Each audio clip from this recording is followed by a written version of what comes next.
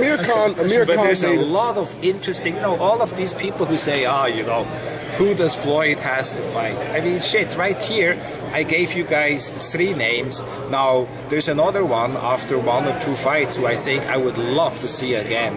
It's Victor Ortiz.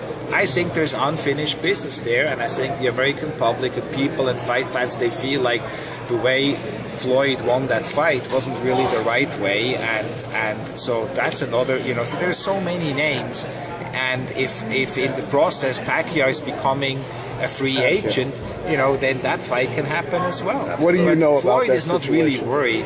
We are not really worried about who is Floyd gonna fight. I mean, I could go on and on. I could give you other storylines why this guy or that guy would be a great fight for Floyd. Talk more about the Pacquiao. Not worried about. Talk more about the Pacquiao situation. There's nothing to talk about. I mean, as long as he's with Arum, it's not going to happen. Floyd said it. I said it. Everybody said it. What makes you raise the notion of a free agent? Huh?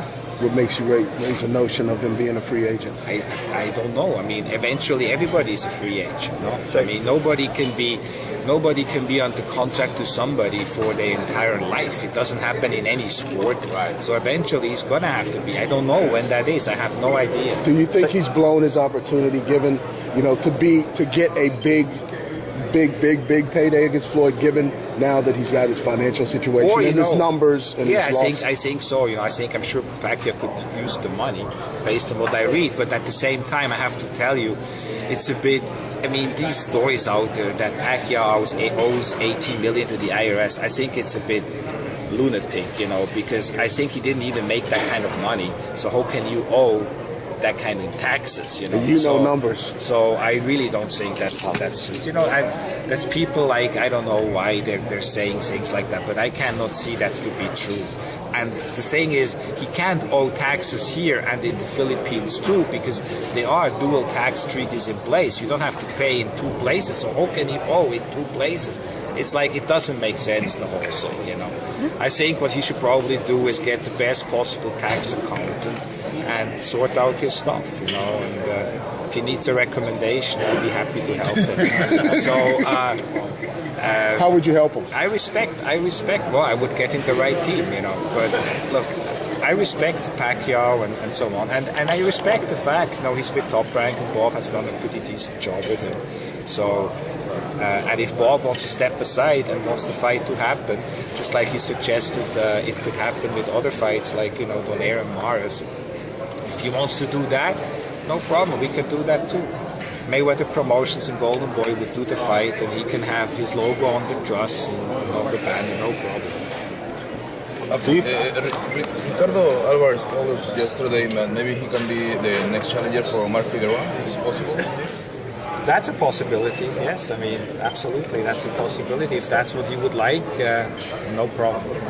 What about the Miguel Cotto status with the Golden Boy? Well, we're waiting for him. We want to give him a lot of money, and I didn't know it was so difficult to give away money like this, So, but I haven't, we have the date, March 8th, and the deadline is going to come up soon, because we're going to need to start putting together the media tour and the collateral material, the TV spot, and all those kind of things for a March 8th pay-per-view date, and so we'll see.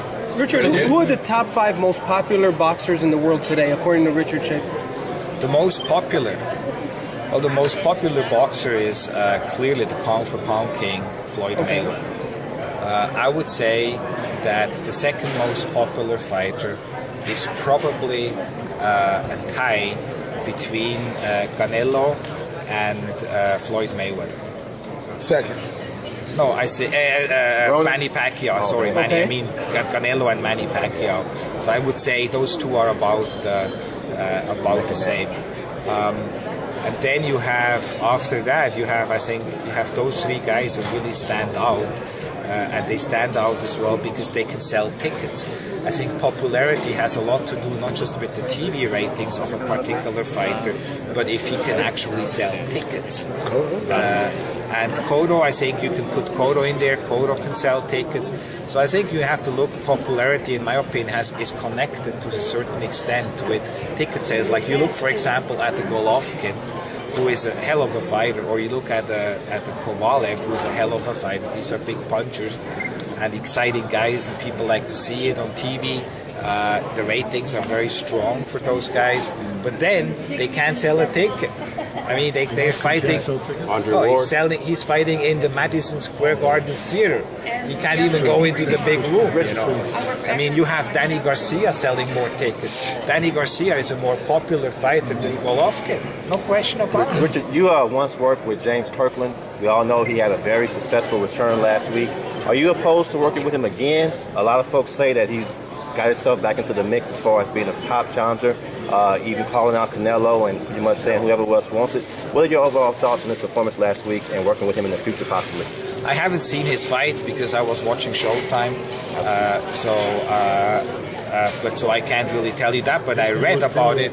I heard, but so are most of the Kirkland fights. You know, there's always action, and people like to see that. So I respect him for that. But right now, I don't really have any slot where he would sort of like fit in. You know, he is with his promoter, 50 Cent, who knows everything, and so let him do what he knows best, is give James Kirkland opportunities. That's his problem now.